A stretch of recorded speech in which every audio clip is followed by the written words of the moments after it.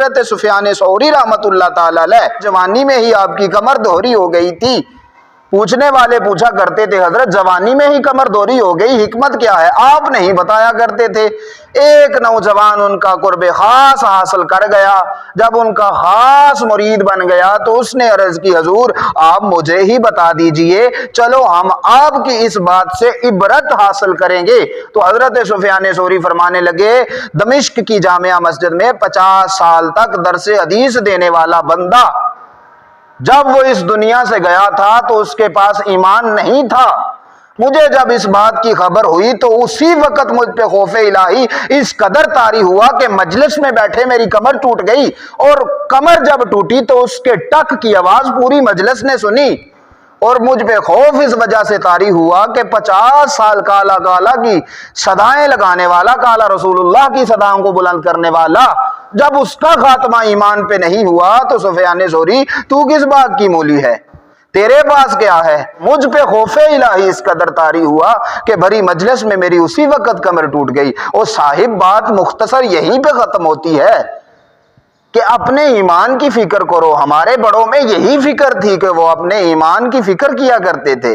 آج ہم نے یہ فکر چھوڑ دی ہے، آج فکر دنیاوی معاملات کی ہے، اور یار یہ تو ختم ہی ہو جائے گی لیکن اس کی فکر نہیں جو سدا رہے گی۔ تو وہاں پہ معاملات اگر درست ہونے ہیں تو ایمان لے کے جاؤ گے دنیا سے تو پھر معاملات درست ہوں گے۔ اگر ہم ایمان سلامت لے گئے تو یاد رکھنا جانے عالم کا فرمان ہے اگر کسی کے دل میں رتی برابر بھی ایمان ہوا تو اللہ اس کے لیے اپنی رحمت والے فیصلے فرمائے گا۔ او میرے عزیز یہ رحمت تب ہوگی جب تو اس دنیا سے اپنا ایمان سلامت لے کے جائے گا۔ اور یار اپنا ایمان سلامت لے جاؤ، بعد میں حضور بھی ہمارے شفیع ہیں اور اللہ بھی کریم ہے، اور جانے عالم کا فرمان ہے کہ جیسا تم اللہ کے بارے میں گمان کرو گے ویسا ہی اپنے رب کو پاؤ گے۔ تو ہم تو اللہ کے لیے کریمی والا گمان کرتے ہیں، مالک بڑا کریم ہے، اور کریم جب کچھ کرے گا تو کرم ہی کرے گا۔ وہ روایت ہمارے سامنے ہے کہ سادہ سا بندہ جانے عالم کی خدمت میں آیا اور آگے عرض کرنے لگا حضور بتائیے قیامت والے دن حساب کس نے لینا ہے؟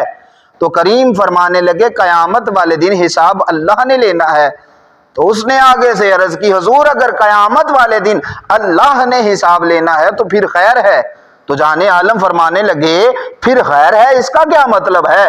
تو اس نے اپنے سادے سے لہجے میں عرض کی یا رسول اللہ آپ خود ہی تو فرماتے ہیں کہ اللہ کریم ہے، تو کریم جب کچھ کرنے پہ آئے گا تو وہ کرم ہی کرے گا، اگر اس نے حساب لینا ہے تو پھر خیر ہے، اس لیے کہ وہ کریم ہے، اور کریم جب کچھ کرنے پہ آتا ہے تو وہ کرم ہی کرتا ہے۔